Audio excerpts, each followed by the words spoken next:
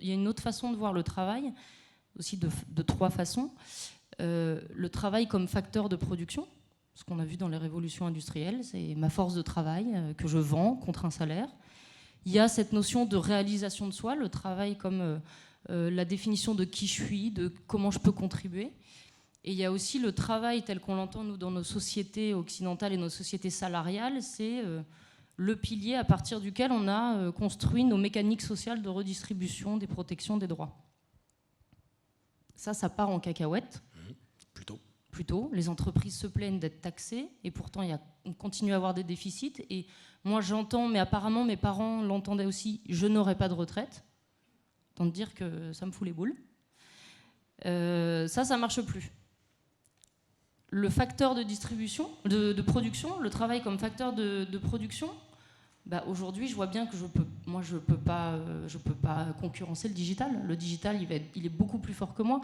Et en effet, où il y a une appréhension, c'est qu'on sort des études tout le temps en nous expliquant qu'en 2025, 50% des emplois vont être remplacés par des robots. Donc ça veut dire que 2 des 3 dimensions qu'on attribue, ou des valeurs, ou voilà, des dimensions instrumentales qu'on attribue au travail, est en train de disparaître. Donc il faut aller vers, à mon avis, cette 3e dimension du travail, qui est le travail comme réalisation de moi. C'est pour ça d'ailleurs qu'aujourd'hui, quand vous parlez d'entrepreneuriat, les gens disent bien sûr que ça me fait rêver, parce que c'est là où on se réalise. Aujourd'hui, c'est la première fois, moi je pense, dans l'histoire de nos sociétés occidentales, en Orient c'est différent, mais qu'un entrepreneur, c'est-à-dire un marchand, quelqu'un qui évolue dans la sphère économique, est un héros des temps modernes. C'était le politicien, le chevalier, le conquérant, mais voilà. Donc ça veut dire que le modèle vers lequel on tend, c'est celui qui travaille en se réalisant et en s'épanouissant. Et c'est pour ça d'ailleurs qu'aujourd'hui, beaucoup d'entreprises se disent comment je peux faire en sorte que les gens qui travaillent chez moi se réalisent, s'épanouissent. D'où toutes les nouvelles politiques managériales. L'ubérisation, c'est un mot, il faut faire attention, parce que forcément, ça fait peur. Donc on va plutôt parler de digitalisation pour rester dans le thème. Et pour reprendre un exemple de ma voisine, où par exemple, on prend l'exemple de la sage-femme ou de l'aide-soignante qui en effet va pouvoir utiliser des logiciels ou même des robots qui vont ranger les médicaments, qui vont lui permettre à elle de passer plus de temps sur la gestion de la douleur ou le relationnel avec le patient. Le digital est un ami. Pour celui qui va se faire complètement remplacer son poste, c'est un ennemi. Donc de toute façon, on parle d'un outil, donc on ne parle pas de quelque chose de bien ou de pas bien. Si vous prenez les imprimantes 3D, ça vous fabrique des prothèses, ça vous fabrique des maisons pas chères pour loger, ça vous fabrique des armes. Ouais. Et ça vous rénove la Sagrada Familia, et donc c'est bien, c'est pas bien, ça dépend, ça peut pas être tranché. Quoi qu'il en soit, ils sont là. Donc on peut refaire Astérix et les Gaulois, mais je pense qu'on ne va pas gagner. Le contexte n'est pas le même, donc je ne pense pas qu'il faut faire les villages gaulois. Je ne suis pas du tout pro-numérique, je n'ai pas Facebook par exemple, mais en tout cas les outils sont là, et je pense qu'il faut repenser nos métiers, nos fonctions avec ces outils. C'est ce que je vous disais, c'est-à-dire que si je suis RH dans une boîte, savoir que je vais accéder beaucoup plus facilement à une compétence particulière dans l'entreprise parce que j'ai la bonne cartographie des compétences, savoir que je vais pouvoir trouver un MOOC ou diriger quelqu'un vers un MOOC sans avoir à remplir toute la papasserie qui va avec les autorisations, fait que je vais beaucoup plus être dans la gestion de carrière et dans le relationnel, qui a priori est quand même la fonction de la RH. Donc, en effet, c'est ce que je vous disais, on parle d'ubérisation de secteur. En fait, tous les métiers sont ubérisés. Autre chose sur le calcul.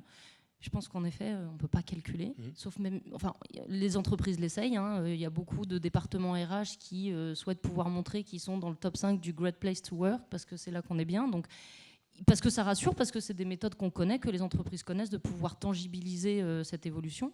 Je pense que la meilleure façon de calculer ces nouvelles évolutions, c'est à la performance de l'entreprise. C'est rester sur des indicateurs qu'on maîtrise, qu'on connaît, qui sont palpables, parce que ce serait dangereux de vouloir décorréler la performance de l'entreprise de ces évolutions, de réalisation des uns et des autres. Sinon, on va faire la même erreur que le développement durable dans les années 2000, où on a créé des départements, on a mis ça à côté, et on a perdu finalement 15 ans. Aujourd'hui, le développement durable redevient cœur, voire est levier de performance dans les entreprises. Là, on l'avait mis de côté. Donc tout ce qui va être réalisation de soi au sein des organisations, doit faire partie du même grand calcul de la performance de l'entreprise. Marx parlait déjà de la réalisation de soi. C'est-à-dire que c'est pas quelque chose de nouveau où on serait cette génération où justement on veut plus se sacrifier. C'est Daniel Pénac, je crois, qui disait il faut savoir ce qu'on gagne, mais ce que le travail nous rapporte, mais ce qui nous coûte aussi. Pénac, ouais. Donc c'est pas une histoire générationnelle, on a vu nos parents et donc on n'a pas envie de se sacrifier, c'est que déjà, soyons pragmatiques, pourquoi un tiers de mon temps devrait être consacré à pas de l'épanouissement ? La personne qui disait vie amicale, vie associative, vie pro, je trouve ça génial.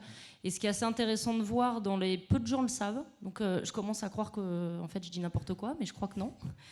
Dans l'instauration des 35 heures en France, Jérémy Rifkin, vous voyez tous à peu près qui est Jérémy Rifkin, était conseiller de Martine Aubry.